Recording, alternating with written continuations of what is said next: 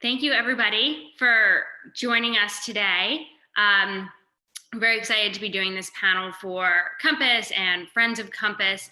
I'll take a moment to briefly introduce our guests that we have today. We have Robert Fowler. Robert is the co-founder and CEO of CatalystCreativ. Prior to starting Catalyst with Amanda Slavin 9 years ago, Robert planned events for many Fortune 500 companies, including JP Morgan and American Express. Robert and his husband, Anthony, recently made quite the COVID purchase, through Compass, of course, and are now living in Roxbury, Connecticut.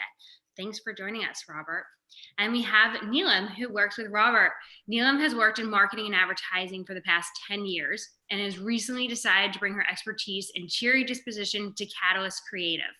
Though from Atlanta, Georgia, and currently living there, she still considers New York City to be home and can't wait to return. Lastly, we have Kirsten Jordan. After more than a decade in real estate, Kirsten's brokered more than $500 million in sales for Fortune 500 executives, Oscar-winning actors, and mega influencers with millions of followers. Kirsten has sold out 3 new developments in the city for a total of $100 million in new dev sales, and she's a founding member of the Hudson Advisory team. All right, guys. Thank you, everyone, for joining us. And I will say, Women of Compass is putting on this event today in collaboration with CatalystCreativ. And if anyone would like to make a small donation to Women in Need, I'll put that link down in the bio. And the first few people who donate will get a percentage off of Catalyst's services. So let's jump right in. And Robert, I want to ask, thank you so much for joining us and talk about client retention. Robert and I are good friends, but he was actually one of my first real estate clients ever. And now many years later, we find ourselves to be, fantastic friends. But so Robert, what is the best advice that you can give to agents that are looking to grow their digital presence? Yeah. So thank you so much, Cindy. I'm so excited to be here. As Cindy said, Cindy helped me find my first apartment in the city many years ago. I think it was like 2007. And we've still been friends. We rang in New Year's together this year in France. And so long-standing relationship. So super excited to be here. So yeah, I think that, digital presence can be a bit overwhelming, I would say, for some people, especially people that are just getting started in it. I think that, digital was always a little bit scary for me. When we started CatalystCreativ almost 9 years ago, we sort of called Amanda the Catalyst and I was the creative. And that's kind of how we came up with CatalystCreativ. And I mean, the team will tell you, I've never really been a digital person. I've never really understood a lot of the technologies. If you really sometime ask me to do some of these crazy programs, I can hardly, open and close Adobe. I was always the one who was, doing the offline events and, producing the events and with our clients. And so when COVID hit, it was very scary for me, personally, because, probably 70% of Catalyst revenue came from in-person events, just like for most of the people who I assume are probably on this call. So much of that was in person, and that switch to digital was really scary. But the first thing I think to say is that you just have to start somewhere. So for us, what we did in the very beginning is we started these things called coffee chats, where literally right after the pandemic, we weren't, well versed in what PPP loans could look like, or what the financial status of people would be, or how to even handle from a personnel situation and an HR standpoint, how to handle this. But we really just started. And so we started doing these coffee chats where we just tried to have a place for our community to come to be able to, get on board. I had my partner, Anthony, join one of those first calls because he is in finance and start talking about PPP. Then we had a spoken word poet to try to just give people 30 minutes in the middle of the week to step away and get out. And so I think the first step really is just getting started and pick the platform that makes most sense to you. I think that, there's still a lot of people on Facebook, even though that, a lot of people will say that Facebook is sort of for the older generation. It's still a great way to get engagement. We sort of measure everything by engagement, not just by, likes and clicks and follows, but more from how are people actually interacting with you. So creating a Facebook profile, creating something on TikTok if you feel like you can do it. TikTok engagement is so high, and every brand that we talk to right now, that's really what they're on. It's an easy platform to create on. There's a lot of forgiveness there. So I think really the first step is just starting and, really making sure once you've got yourself out there that you have one cohesive message. So, really in the same way that you never have a second chance to make a first impression, is making sure that if someone goes from your Facebook page to your website to your TikTok page, that all the messaging is consistent across all platforms. And I know that that sounds like so simple, but you would not believe how many people created a Twitter profile 10 years ago and have forgot about it, but I might Google that broker's name and that profile could come up, or that person's name and that profile could come up from 10 years ago. And if it's not in succinct with what you're trying to communicate now, it can really confuse your message to a potential buyer. Yeah, I think that's a great point. And I think, what this past year has brought about, and it's always been important, not just in 2020, but your digital presence is important. You should Google yourself, see what comes up, and make sure that you clean up everything, and what you're portraying online is what you want people to see. Absolutely. Kirsten, tell us, what have you done in this past year? I love your Instagram. I love your personal website. Share with us what you've done in this past year to boost your digital presence. Well, hi, everybody. I have to say that for me this year, my digital presence was something that I ended up focusing on more than I ever have. I started really, I would say, cultivating and curating my Instagram in 2017. That's when I started to care and started to really push it and started to think about what I was putting out there and making sure that it had to do with also real estate. I think in the beginning, it was a little bit daunting and a little bit intimidating to bring my business into my social media presence. It was something I kind of had always poo-pooed and didn't really understand how it could be effective.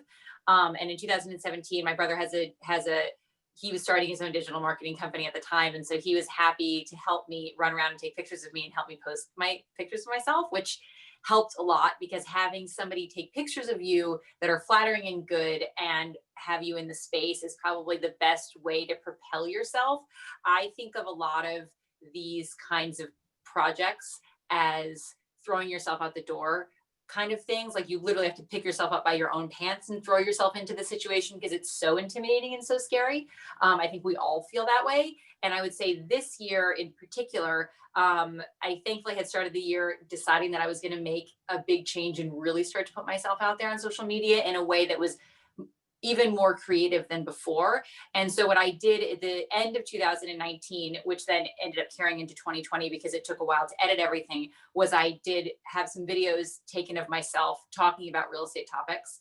And that was my first time really being in front of a camera in a very long time. And so I started doing that, which was really helpful, and had those edited. And by having those to drip as content, it forced me to then have to create other content to drip between those videos that I had that were ready to go. So one thing I think I would take away from this year for me was finding anything that made myself accountable to putting the stuff out there. And for me, it was a financial accountability. I spent money on the videos. So for me, it was important to put them out there because I had spent money on them. And then additionally from that, because I had the videos, but I didn't want to just put those out, then it forced me to get more, take more pictures of myself. And then once we really got into quarantine, I started doing more IG lives. I was reaching out to agents across the country and getting IG lives done with Compass agents across the country, and then also some other agents that weren't part of Compass. And that was another way, a cross collaboration, and also another accountability way to make sure that I was actually showing up, because we posted that we were going to do it. And so then you show up and, you show up and do it. And then I would say the other thing that I did was I came up with some historical stories. This was really in the heat of quarantine. I don't really do them right now because it's not as relevant, but I did a 2 to 3 times a week history story that went on my stories. And so that was really, really, a nice, sweet touch point, always New York related, because there wasn't a lot of real estate to see, and a lot of the imagery that I've been using over the years that have engaged my followers has always been real estate imagery. So when we didn't have real estate imagery, this was a way to just stay present, remind people that I'm in the business, that I have this cheeky sense of humor, and that I'm here. And then we did quizzes at the end of the week, and people were having a lot of fun with that. So that was just another thing. And this was something that I thought of with that then time assistant as just something. We were trying to come up with something else that we could do that was going to be different and special. So for me, I would say those are the ways that I pushed my social media this year. I'm still spending time and money and energy on it. I do have a photographer that I work with that meets me a couple days a week. We take pictures. We have a plan for those photographs. And then I do have a writer that I work with on my blog writing. I come up with all the content, but we do write it together because it would take me hours and hours to write, which she can do in a short amount of time. And then I edit them, which is a lot easier. I'd say you could probably find a very inexpensive writer and still feel that you could then edit it and make it your own. Creating content is much more difficult than editing content. And so that's what I found this year. It was anything I could do to have content that I'd already paid for or that I'd already created that I felt like I had to put out there was what I did this year. And so, I mean, not everything's worked. It's been a lot of trial and error and some embarrassing moments for sure. But I have to say that now I'm starting to get to a better place with it, and it's always evolving. So that's what I did this 2020 with my marketing. Yeah, Kirsten, it sounds like you've been so successful with this because you've had a plan, and if you don't have a plan and can plan out content and hold yourself accountable, it's just not going to work.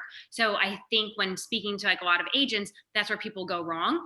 And the best way to have like accountability, I think, is to have different partnerships, right? When your photographer showing up, or just even like having like that marketing plan in general.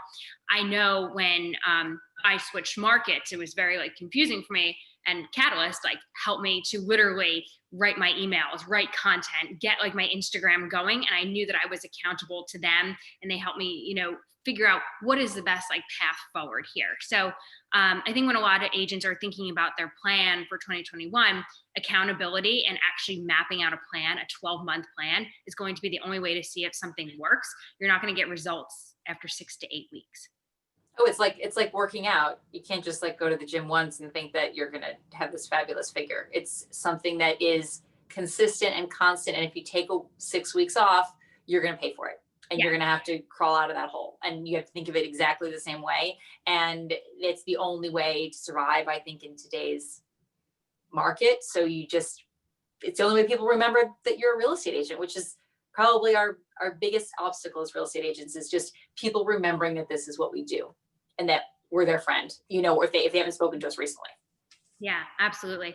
I see some questions coming in. Please like have them continue to come in. We're going to do like a Q&A at the end. Nelam, if you could weigh in a little bit on, people are thinking about branding and what they want to represent. Like, what should people's brands represent? Like, how can they, properly like represent themselves and figure out their voice? Yeah, well, first of all, thank you so much for having me. Really excited to be a part of this. And I think Kirsten mentioned it best, like you're being someone's friend. So before that, like you got to remember who you are. Whatever you're putting out into social media is 100% your identity. So don't fake it. Like, and the way that it is, like just for an example that I saw recently, Kevin Hart, the comedy special that just dropped, he said that he was a vegan, and the next day someone took a picture of him when he was eating a burger. So everything that's on social media gets out there. So don't try to be somebody else. Figure out what you're about, what you want to show on social media, what you don't. No one's asking for you to show everything, but if you're going to show something on a regular basis, just know that the clients are going to want to see you doing that. And then on top of that, you're going to start building your community. So even if they're not needing a house right now, a couple months down the road, they might think of you like, oh, Sydney did this, let me reach out to her. So you're just kind of building your own little tribe through your social media. So you got to keep that in mind, and whatever you're reflecting on all your platforms, it's eventually going to come out once all the COVID and quarantine is over. You're going to start representing this on the streets. So make sure that whatever you're doing for the next couple of months, maybe next year too, that you're able to reflect that once you get out to the streets, because they're going to expect you to be the same person. So don't forget who you really are. Yeah, that's very good advice. And I think everyone, the whole point of social media and getting into people's home is people want to see who you are behind the scenes, not just so polished when you show up to work every day. For sure. And people are craving that attention right now. So if you even just show like Robert, the fact that he bought an amazing tree yesterday, we were excited. The entire team was excited to see that he was doing that. And even though we're not with him, we're excited because we're a part of it. And we know how much he loves Christmas. So just seeing that on Instagram, it just gets people more involved. People are reaching out to you, and you're just like building your own little community that way. Yeah, absolutely.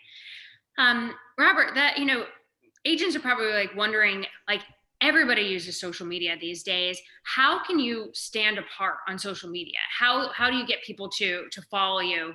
And how can you make it special? Yeah.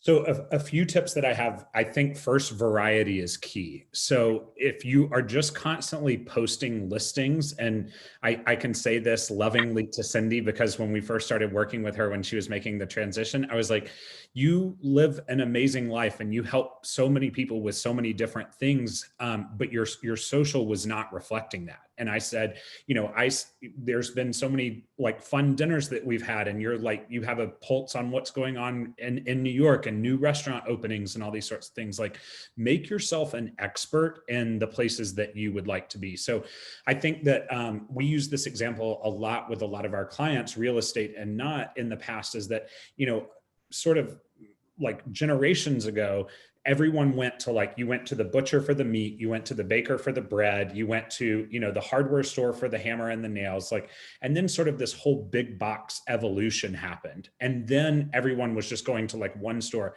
Now people are kind of getting back to that, like, I want a specialized place. Like, I want that special cut of meat. I want this, that, or the other. The big box obviously still exist, but you're not getting the same attention to detail as like if you go to the wine store where they know your name, as if you're buying Costco wine. Nothing wrong with Costco wine, but you're not going to get that same one-on-one personality to be able to tell that story when you open that bottle with friends or family. And we sort of look at it like that. Like, if you're just sort of getting started, like, figure out the audience that you want to play to. So if you're a young, healthy, fit, athletic person and you want to like go after that type of person, then create that as sort of your lifestyle. If you want to, be a family broker where, you really understand the schools, maybe you have siblings who've like put people through, the schools, you've done it for your own kids, that's a great way. If you think that you're better and you really like, you love real estate, but you also love finance and investing, and you feel like you'd be able to talk to those type of people, then go after that group. But I think really like sort of honing in that it's okay to be like either neighborhood or, region specific. When we were looking for our house in Connecticut, we didn't even know we were looking for a house. I found this crazy mid-century modern house in Weston, Connecticut. I'd never even been to Weston. We went and looked. Cindy, you put us in touch with someone. And once we really described what we wanted, she said, I really think you guys should go up and look in Litchfield County. And that's why when we got put in touch with Rick and we came here, and Rick made us feel so at home. And that's why we ultimately ended up buying a house here sight unseen, because there was like a comfort level with him and like through the process, and that he was really specialized here. A couple of other just like little tips. There's some of them for some people who have been on, doing this for a long time. It may seem very basic, but a couple tips when it comes to social is bright photos perform best. So almost to the point of overexposure. So if you're scrolling through, if the photo's really bright, it's going to perform better. Vertical images and videos are more likely to be picked up by the Instagram algorithm. So, just kind of think about that when you're taking things that you should do it in portrait and vertical mode. Like I said, don't just show listings, show lifestyle. Cindy, we've really encouraged you to like show your favorite restaurants, your favorite home stores, where you buy flowers, your CSA, your farm share, all those sorts of things that you do in the Hamptons to make yourself an expert for that area. And then this one, Paul, our copywriter on our team, will really appreciate this one, is triple check your post for spelling and grammar. Like, I cannot tell you, it is, it's a sign of intelligence. It's a sign of thoroughness. It's like a sign that you care. If you throw up posts that have misspellings, we talk about, like I said, everything through engagement.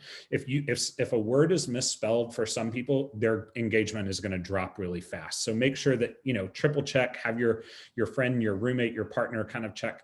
And then the last thing that I will say sort of in that sort of realm in terms of the tips is if you're really trying to promote yourself as a business, and it's clear that all brokers, especially with Compass, are, you're an independent, person who's working for a company. Yes, but, you really are your own boss, is trying to stay away from topics that, I don't want to use the word political, but that could be polarizing. Anything that could really alienate like a group of people. I say if you're trying to build a business, now if you have a business that's big and like you want to be known, like I said before, and Nelam addressed before, like the person that you are in person, behind the screen, if that's who you want to be portrayed as, like, if there's a particular cause that you're marching for, or you're really out there and you think that that's the demographic that you want to go after, by all means. But if you're not really going to like put your money, I would say, where your mouth is, then there's no reason to put that through. Like, have a separate page, like a private page for your friends and family. But if you're trying to put yourself out there as a thought leader, I would say staying away. And I don't want to use the word political because it's not just politics, but sort of anything that can alienate another group of people. I would just say it's best to just sort of stay away from that type of thing. So those would sort of be like a few little tips that we sort of suggest as you're starting off. And like I said, they sound really basic, but you'd be shocked at how often they get overlooked. And Robert, we were talking about this the other day, going back to like specializing. So it seems like this is what you guys, do all the time. Specialization does get rewarded, right? And you don't maybe necessarily have to specialize in a particular area, but you need to know that maybe you specialize in a certain type of clientele. And I think a lot of brokers, they cast a really wide net, right? They want to say they're doing everything, they'll never turn anything down. But the most successful brokers that I know do have some sort of specialization, and it's like they do get like rewarded for that. Yeah, I agree. Like, and outside of, for those who are on that aren't specifically just brokers, I think that like one of my friends, Micah Meyer, she's an etiquette expert. She's helped with the program at the Plaza, and like most of her business before, just like Catalyst, when we were doing everything in person, most of her business was in person, teaching people etiquette in person at the Plaza or doing private classes. And when COVID hit, I asked her just before this call so I could share her statistics. She had like 54,000 Instagram followers. And so what she decided to do during that time was, during this pandemic that we've been in, when the Plaza's been closed, was to make etiquette accessible for everyone. So etiquette used to kind of be this like stuffy thing, where, it was like, you had to wear a coat and tie and be all buttoned up. And she started doing these really fun videos that she put to really fun music. She shakes her finger, to the thing that's not, and she has captured this whole new group of people. And during COVID has grown her Instagram following to 121,000 people without having any classes, without having the Plaza behind her doing this. Like, she's done that. And part of her success, she was saying, is she's done a lot of them on TikTok, because TikTok makes it so easy to create. And if you can't afford a video editor, you can't do these things, there's great filters, it's easy to put the music behind it, and you get a lot of views on TikTok, and then you can push from TikTok to Instagram.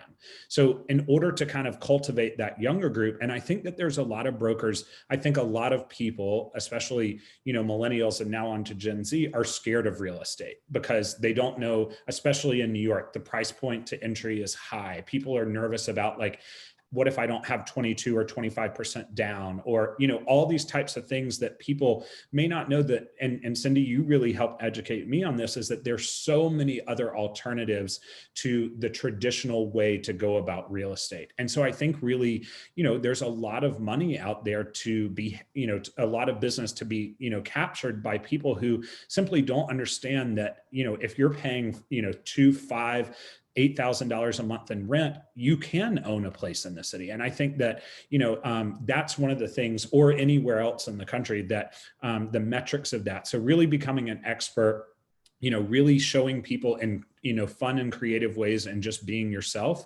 And then so many of the things that Kirsten mentioned earlier. I mean, I was just sitting here shaking my head because so many of the points that you mentioned were spot on. And I think the last thing that's also another part of that is not feeling like whatever you put out there in the beginning, you have to stick to. So if you try something a few times and it doesn't really work, it's totally okay. Or if you want to start a series in December for only 4 weeks about what the market looks like at the end of the year, that's fine. Like, I think that sometimes we feel like we need to commit to something for a really long time, or like if you start up a newsletter that it has to be, every week, commit to it being quarterly. And then if it's going going well, then commit to it being monthly. But I think that when we started those coffee chats, I had no idea when they were going to end. And it ended really when there were so many other webinars and things happening that we decided, it's probably best for us to back off on these now and let our community have a break, and maybe we'll bring them back in a different way. But when we set out, we were like, we're going to try this and we're going to keep going till people want to join. So I think, having the confidence that if it doesn't work for a little bit, it's totally okay. No one's going to come looking for, or calling you a failure for trying something that didn't really land. So I would say not being afraid to have something that has to last forever. Yeah, I think that's great advice, and you could try something out. If it's not working, you can pivot away from it, and that's the best part about tracking, right? Tracking, having a plan, knowing what's working and like what's not working. Absolutely. Kirsten, people are wondering, how are you talking to your ideal client, and how can agents talk to their ideal client? And is there a different strategy for the clients that you already know and then the clients that you're trying to engage, new leads? So for me, my largest medium is Instagram still. I would say that's probably where I can speak to this the most as far as growing a following and going after new followers. So I would say on other platforms, I don't know if I can speak to it as well. But I would say for me, speaking to my ideal client also goes into the idea of imagining what my ideal client is interested in listening about and talking about. And that has been a lot of trial and error for me. I definitely just have to put that out there. I have to say I've done a lot of trial on what kind of topics. For example, the videos that I did, that I started at the beginning of the year. Those, when I first did them, I was super unorganized about what kind of topics I was going to do. I had come up with a kind of a loose list. I was like, this is no big deal. I got this. I'll talk about these couple of things. I ended up liking maybe 3 to 4 of the 12 that I did and felt like those were really, really powerful. And so from doing those, I then went back because you could see which ones had the most engagement, of course. Also, what color you wear, what the lighting looks like. There's a lot that goes into what gets the most engagement and is the most viral. And I reformatted and did another set of videos that I shot 6 weeks ago. And those were super organized, hyper localized as exactly what topics I was going to talk about. Very easy to edit. Took me half the time to do the videos and I still got 12 of them. And I also was really focused on what I was going to wear. I knew what kind of outfits that I needed to have to pop, that the color pops, all of this stuff. I was able to really, really, come up with exactly what people wanted by doing the trial and error. Granted, with video, as we all know, trial and error is embarrassing. And there are times when you put things out there that you're not super proud of. But in the spirit of trial and error and finding a way that got more engagement, that's really what I found is the most important thing. And for my ideal client, speaking about luxury, which is my ideal client, has been where I've kind of gone with everything. And in tune to that, or I don't even know how you want to explain it, it's been speaking articulately, picking topics that everybody finds interesting that have to do with luxury real estate, being very simplistic and incredibly approachable. That's been another way that I've really focused on finding my ideal client, because I think that for most of us real estate agents, our ideal client is somebody who's not as informed as we are. And speaking to them is important by doing things that aren't totally, I've always wanted to overcomplicate things. The stuff I'm the most interested in is going really, really deep and talking about intellectualizing things. But the truth is that if you can be a little bit more simplistic and be a little bit more straightforward about the topics, I find that has been a way that I've engaged the most and found the most new engagement. The other thing with Instagram that I found is if you don't have viral content to be able to get more followers, you have to be your own robot, which means you have to go through, you have to reach out, you have to look at other people's posts, you have to like them, you have to comment. And that is a very good way to find other engagement and a great way to, you go through your real estate hashtags and you do that hard work. Because, on Instagram right now, it's virtually impossible to have a bot that's going to increase your engagement. Wouldn't even really help you in most cases because most of those followers aren't going to be qualified for you anyway. But the best way to find new engagement is to go after people and like their posts and make new friends. That's a great That- point. One that- thing, if I could add to that really quick, Cindy, is we call that community management. And if you don't, really like nurture your community, one person that's amazing at this, and there's no way that I can't verify this, there's no way she can do it on her own, but is Ashley Stark. She has grown a huge Instagram following, and if you go on other interior design pages, she has liked and commented on basically, like those huge, but it's there. Her name is always there. And so I think even if you don't have time to do it yourself, a couple likes, comments, and follows go a really, really long way. So there's programs we work with, college internship programs where you can get an intern for not a whole lot of money to work a few days a week, log onto your Instagram, go through like and click, just even replying to every message that's sent your way, having someone, if you're getting a lot, to filter through your DMs to sort of like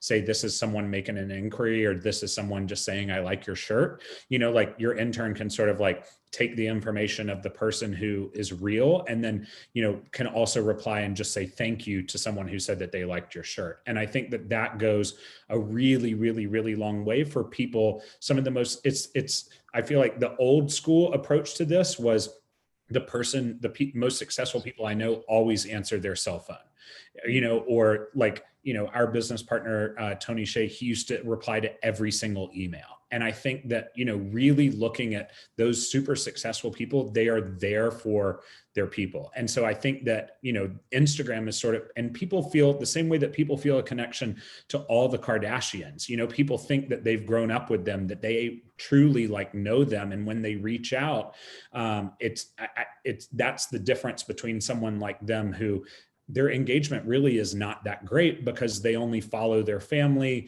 They have high numbers of following, but from an engagement standpoint, their engagement levels are unbelievably low.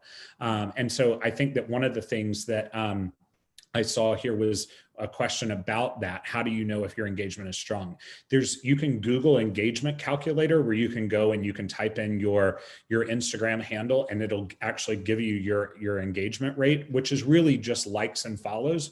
But I wouldn't put too much stock into like what your likes and follows are, because some people do just pay for those types of things, especially when it comes to follows. But it's more like, what is the return on your investment? Just as Kirsten said, if you're putting money into it and you're not seeing that you're getting new clients, or you're not getting new listings or new buildings or new people that are engaged and following, then that's when I feel like you need to pivot. So engagement is way bigger than just likes and follows. Yeah, I completely agree with that. Like, you have to see what is actually working for you. It's not enough just to put up a paid social ad. And Nelam, how at Catalyst, how do you guys measure engagement? So I'm glad you asked that, because while you guys were talking, I'm like, there's so many different ways to measure engagement.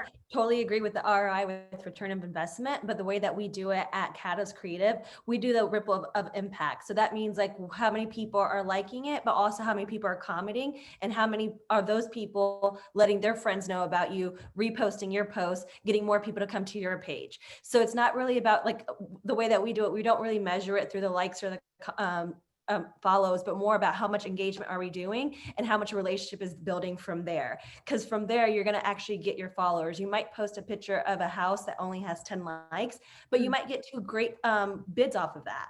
So it doesn't really mean much about that. It's more about what the content's going to be and what it's like resonating to a certain audience. And from there, you can get the different level of engagement. And that's how we do it at CatalystCreativ.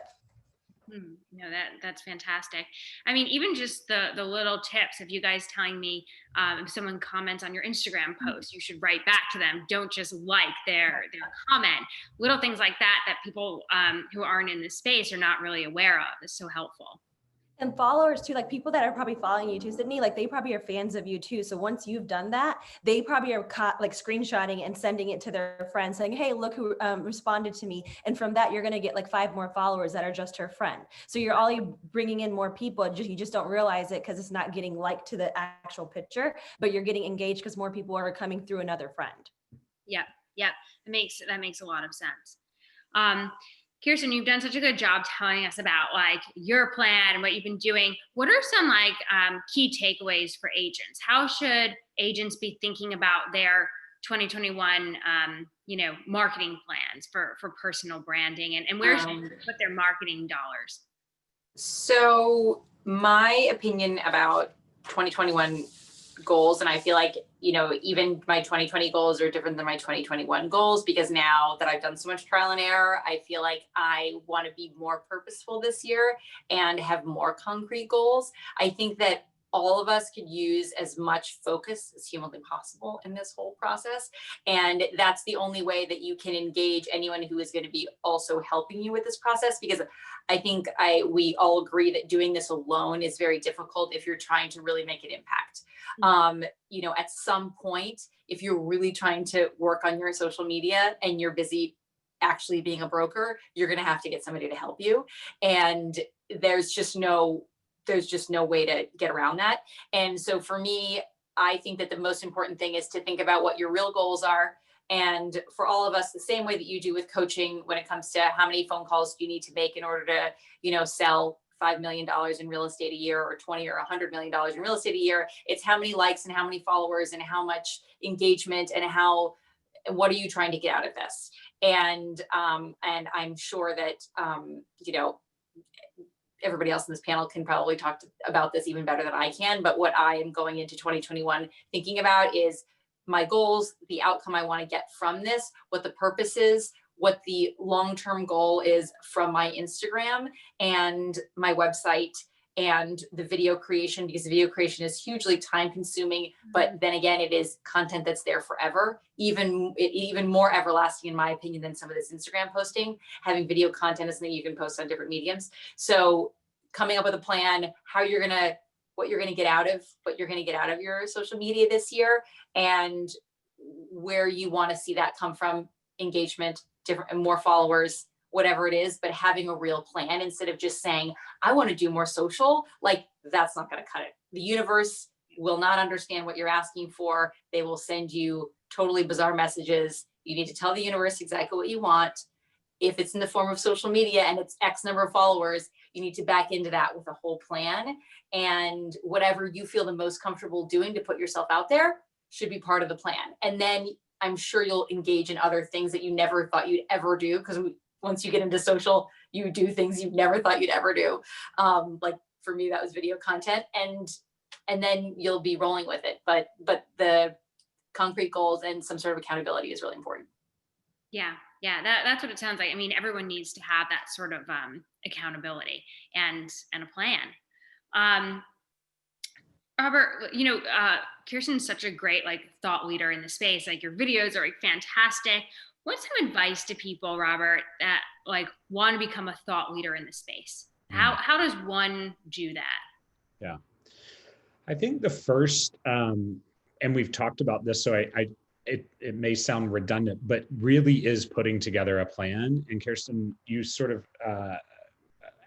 said this a bit as well. It's not inexpensive, it's to put a plan together.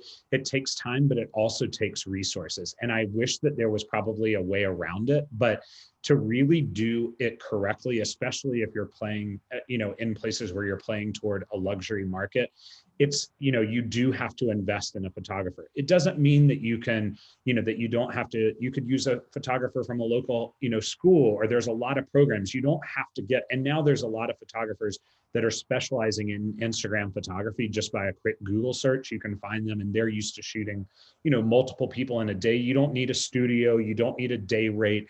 You just need a couple of hours here and there to make it happen. But professional photos do go a long way. The second best is just making sure that you have a good, iPhone. And there's even some very quick little classes that you can take. And there's some tricks that you can do with your phone that if you have the right iPhone or Android or, that type of updated device to get, high definition photos, they do work. I also think, like we were talking about before, is putting yourself out there and not just on Instagram. So just from hearing this conversation and saying I'm going to go hire a photographer and I'm going to be a thought leader and I'm going to sell, $1 billion in real estate in the next 5 years. If it was that easy, then everyone would be doing it. And so it's not. So what I would say is, if photography and being in front of the camera isn't your thing, pick something else.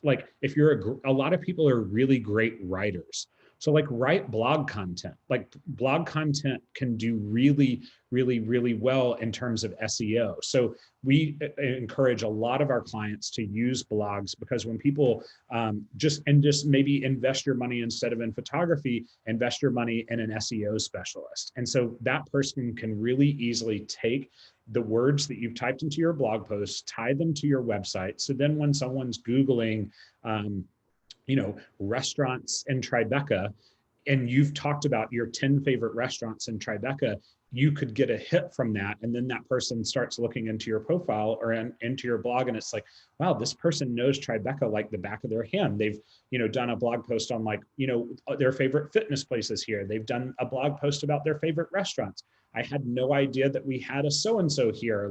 We just got a puppy, and where am I going to take my dog for baths and grooming and things like that. So all of that sort of stuff, it doesn't just and you can pull stock imagery for those kind of things, or you can be walking by the street and take a photo of that, particular nail salon that you mentioned in a blog post. And sometimes that can suffice. So I don't want people to think that there's a lot of people that are camera shy, or that, that maybe are a little bit more private, or, for whatever reason, they don't want to put themselves out there, but there are other ways. So blog posts are a great way to do that. Stock imagery that's out there. A lot of people can tell stock imagery, but, if you're just getting started, it's okay to start with that. But I think just really honing in on whatever it is, and if it needs to be something that you enjoy, because if you're sort of living the downtown life and trying to talk about, selling real estate on the Upper West Side, people are going to sort of be like, why are you, you're never up here unless you're showing a listing. And so I think really figuring out what that niche is, and and really enjoying it. People will see that come through, not only your posts and your photos, but in your personality as well. So I definitely think that, for us, and then the last thing that I will say is really finding a way to make people feel comfortable with you. I think that I was forever indebted to Cindy, because my grandfather had passed away. I needed to move right away. I'd looked at a million apartments. I had 2 days before, and Cindy sort of took the reins and was like, here's what you need to do if you really want to make this happen in the next couple of days. And, it was pre-Uber. I think it was a Dial 7 car picked me up. She was like, I'm going to send a car to pick you up. We're going to get this done in the next 48 hours. And I was forever indebted to her, because as you said, Kirsten, I was looking to her to be the expert. Just like when someone comes to Catalyst, they're like, we need help with branding, marketing, or an event. And so having that trust and displaying that, I trusted you fully in the same way that I trusted Rick and his team here when I knew nothing about Litchfield County. And so I think really creating from the very beginning that I've got you answering questions, being knowledgeable. And the last thing is, if you don't know, don't make it up. So if someone asks you a question and you're not sure of it, say, you know what, I've never thought of it that way, or I'm not sure, but let me find out. Because as soon, the world now, especially with the internet and with Google and everything, you can find out answers to every question. And sometimes I think that people pry and ask questions that they already know the answers to see if you're full of, baloney or whatever. So I think that being true and really sort of saying, sometimes saying, I don't know, I think is okay. And really waiting to respond until you've got the right answer. Yeah, I think that's great advice, particularly in real estate. People misstep a lot because they want to be too helpful, but less is more oftentimes. So yes, we're going to start taking questions from the audience, and we have a couple questions that have popped up here. Kirsten, has it really paid off for you? Because the privacy trade-off is a big trade-off. So yeah, we have a question here. Has your marketing plan really paid off? Well, for me, privacy has never been an issue because I'm not a private person. So I have to say that right out there. I'm not a private person. And in the future, you'll all see how I'm not a private person at all. The world's about to see. But I would say what's really paid off for me is the reminder to my sphere in a very confident way that I am open to working with them on any size transaction, which up until now, I was always focusing on being like, I'm the luxury broker and look at the amazing business I'm doing and sending out these incredible newsletters. And I wasn't doing as much with social. And then over the past few years, what I've really noticed is people are coming out of my network from high school. My parents' friends are calling me to have their children look for 1-bedrooms with me. And you know what? Those 1-bedrooms add up a lot. And so I can tell you, has anybody said, have I had that many experiences where people say, I'm calling you because of your Instagram out of the blue? No. But is my sphere calling me and saying, I love your Instagram and I can't wait to work with you. And oh my God, I love that video you did about renovations, or I love all your pictures. That's where I'm getting it from. So I'm seeing that, especially the past couple of years, it's really, really picked up. And I do get cold emails and cold calls from my Instagram now. And then, you know, so I would say, yes, it is paying off. Mm-hmm. Are you ever going to be able to say, this is exactly from Instagram completely? I don't necessarily know, or from other social media platforms. When maybe at some level you start to get a lot of cold inquiries, but I would say this is the kind of, it's more of a, I would say it's a business card. It's a validation technique. People are going there to validate that you are normal, that you're human, that you can interact with other people who are also normal and are socially, you know, who else you hang out with, see who else you're connected with. I mean, there's a lot of levels to this that aren't just, if you put $10,000 into your social media this year, did you sell something from it? And can you have a direct funnel? That's not what this is about. This is you creating your persona and your brand that people can go stalk in a very nice way.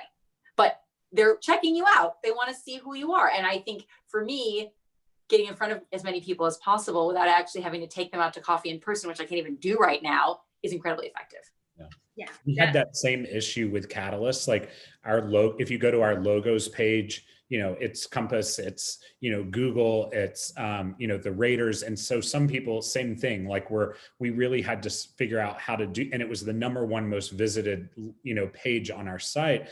And people were like, if you're working with the Raiders and Google and these, we can't afford to work with you. And that's absolutely not the case at all. It's yes, we've had some big wins over the last 9 years with some of those big companies, but our day-to-day, month-to-month, week-to-week is made up by helping smaller businesses, brokers like Cindy, you know, things like that. And so I think it's a great point and you never know whose uncle you might have sold a house to, you know, like Cindy helped me find a rental when I was 23 years old as my first apartment, but then I flipped her to one of my clients and she helped him buy 3 houses in like 1 week, or 3 apartments in 1 week in the city, just because we had met on Craigslist. So I think that, you know, you never know who someone else knows.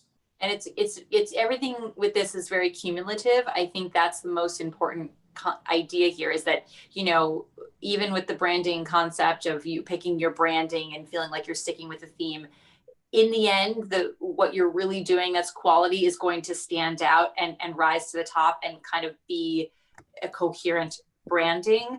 And that's what you're focusing on, is kind of this long-term play of chipping away and reminding people that this is what you do for a living and that's how you pay your bills. And so it doesn't mean that they should go work with somebody else who's less busy. So I think for real estate agents, that's one of the most important pieces of this.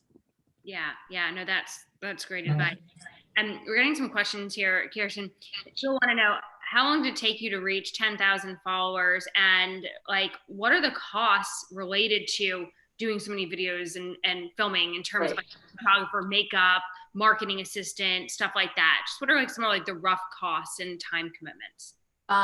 Okay. Well, so I work with a specific producer who they do a package of 12 videos for $5,000 that are fully produced. Mm-hmm. It's Hilalio Creative. They work with Tyler Whitman as well. That's how I found them. They're great. I'm sure that there's other people you can use. I also found an editor, and I did during quarantine, I videotaped myself and sent it to an editor who's in Italy, who I really like. And she edited the videos for me. I know how to do video editing, and I went to school for it. I still don't spend the time doing it because it's not worth my time, because it's really important for me to be out doing other things. So I'll just tell you, I have a lot of this background and I could do it myself, and I still don't do it myself, because I think it's important to give this to the people who are really experts in it. Because also remember, all of these skills are in 5 years, you're no longer, up to date with what it takes to really do these things. So I would say the videos are about $5,000 for 12 videos. And no matter which way I slice it, it's $12,000 no matter who edits it. That's what I've done. But then again, when I was in quarantine, I was also doing videos that were homegrown. So those were costing me about $150 each. So I would do them myself and send them out to someone. I've learned how to do my own makeup because I have to be in front of a camera a lot. So I do my own makeup. I found someone to do my hair for $50 that comes to my apartment. I all of that stuff, I just figure out how to get it for the least expensive. And then as far as my Instagram, I do have somebody who helps me with photography, and they're on staff to be able to, with part of an agency that does everything else. But that's through my brother, who's a friend of, and so I couldn't afford his services if I wasn't doing it through him. So I have to tell you that I would have to be doing a lot more DIY. And so what I've learned from this process is I did also do my own class in photography. So I know how to take photos, and it was just a couple hour-long class. A lot of these things you can learn yourself, but I would say the creative agency, I would say you definitely need to work with somebody. And I think that if you can chip off a little bit and start doing a couple things that maybe you pay per piece, and then you can see the return that you're getting and get comfortable with it, then it's something that you should consider creating a real budget for. And for me, I'm spending right now, probably, it's still in the over $10,000 a year on this as an entity, and up to 20K in some situations. And I think that if I get two 1-bedrooms out of it, or even one large 1-bedroom sale, it's still worth it. And I'm getting at least that right now. Yeah, I think that's great. And I think, it's important to actually talk like real money, because people aren't sure how much this stuff costs. And, even like when Catalyst like created this plan for me, like in a transition, what they did is just gave me like a blueprint of like what I needed to do. And then I could figure out, they're putting forth different vendors and stuff like that. And you can decide what works for you, like within your budget. But unless you know, and you kind of have that blueprint, you're never going to know like what your competitors are doing unless you have some sort of a plan. And I think what's nice too is being able to use like a creative agency. You can go to your marketing associate at Compass and say, okay, I have all of these different ideas. This is my strategy for the year. Can you help me like figure out how to like implement it? And like what I've realized too is Compass puts out like so much great content, and you just need to figure out like what works for you and your personality. You can't just go and use every single asset in Marketing Center, because people are going to know that's what you're doing. But like figuring out how to like tailor that to your personality is key. And I think for what I would say is probably the thing I didn't spend money on from the beginning that now I'm just about to hire is strategy, like Robert and Nelam. You need to have somebody who tells you like, stop posting so much of whatever you've been posting, and somebody who pushes you and says, listen, people do want to see more lifestyle, when like I'm so ashamed of putting out lifestyle photos, but people want to see those. And that's what you need. I think that if you can find strategy, the rest of it, you will figure out how to get it out there. But somebody who's going to help you with the strategy, and then maybe helps you find the vendors, like you're saying. But that's where the real creative agency, I think, is the most important. It is really giving you the direction and helping you see outside of yourself, because I think all of us have a very hard time deciding their own personal branding just off the cuff. Kirsten, you kind of helped me. I was going to do a shameless plug, but you just made it sound really good. So yes, it's the most important thing. And it's the hardest thing to find, by the way. So I think this is the kind of thing where you should give, I mean, and this is a plug to them. I think this is really something that is worth, and I'm sure that, a lot of these situations, you can have a free phone call, or you can have a discussion where you talk about what you're looking for and how they can help you, because it is the thing I didn't do in the beginning, and I'm finally doing it now. And that's what I would give everybody as advice, because we all need some sort of direction. For sure. Like we can definitely help you guys get set up for success. And then because of Sydney too, we are a preferred vendor. So I know you guys have a budget too that you guys kind of need to finish up before the end of the year. So if you need to do something right now and we can postpone it till 2021, we can work with you guys on that. So definitely we're emailing you guys tomorrow with the recording of this. And then we'll send out, like whoever reaches back out to us, I can reach out to them separately and set up a phone call to help you guys out for the next steps. Thank you. That's so great. And I see like people are donating to win and everything like that. So this is the first call that we're doing that has like a charity component to it. We've done a few of these Zooms during like quarantine. And I'm so happy to see that it's working out. So thank you guys for being so generous to win, and thank the panelists too for like being so generous with your time. I know I'm getting a couple more like questions via text message and stuff. Okay, there is a question for Robert. Looking at your Instagram now, do you enjoy doing your Instagram? And do you use any apps to edit your photos? So me personally, I wouldn't say that Catalyst being like with a creative agency, it's a little bit different for me in terms of my posting. Like I don't use Catalyst or my personal Instagram really for business for Catalyst. I probably say that I just share a lot about my life, like naturally we are a creative agency. We focus on community. I love community. I love entertaining. I think it was something that I told my dad when we were on vacation last year, is that my dad's very old school, and the fact that he takes days off and, he's like, I need to unplug. And I agree with all of that. However, like, that's not typically how I work anymore, because I don't feel like, people talk about like this work-life balance, but between like, phones and Slack and all this stuff, like it's sort of now it's just life. And I do really agree with unplugging. If you're celebrating a special occasion or you're, on your honeymoon or whatever it is, like I do agree that there are times to unplug, but I think that, long gone are the times that like, if I come back to 1,500 emails after taking a few days off, my anxiety is going to be through the roof. But if at breakfast, I can like go through and like triage, file away things that aren't that important, let a few people know that if something's happening that I'm going to reply to them. So I would say that back to the question that for social, I just kind of go with what feels natural. And I don't have a huge following, but for me, it's sort of just as a way for me to show what's going on in my life. Or, I shared our renovation process when we bought this house in Connecticut, not necessarily because I thought it would bring any business to Catalyst, but because it sort of like further showed that I am a creative and I didn't use an interior designer. And like the lifestyle that I live is sort of what we try to help our clients with, I would say. So no, I think that, and I do have friends in our team constantly sort of telling me that I should do that a bit more, but I try to, use Catalyst Instagram for sort of, our page for when it comes to more like business development type initiatives. But I think just being true to who you are, and there are people that reach out that we've planned, events for that have been like, I had no idea that you could do these types of things. Like, can you help me with this? And I think that has been a big driving force of just sort of showing the lifestyle and who you are as a person. Yeah, that's great. All right, guys, we have just 1 minute left. So I'll go quickly through all of our panelists and just ask you, what is the most surprising thing that you've learned about yourselves this year? Yeah, Kirsten, do you want to go? I would say for me that I knew this about myself, but I really thrive in really terrible situations. And what I have realized from this year, I did spend a lot of the year while I was having to be in solitary confinement with my 3 children in quarantine, was listening to a lot of motivational tapes and videos and audio. And I have to say that when I look back at the year, it really is what kept me going.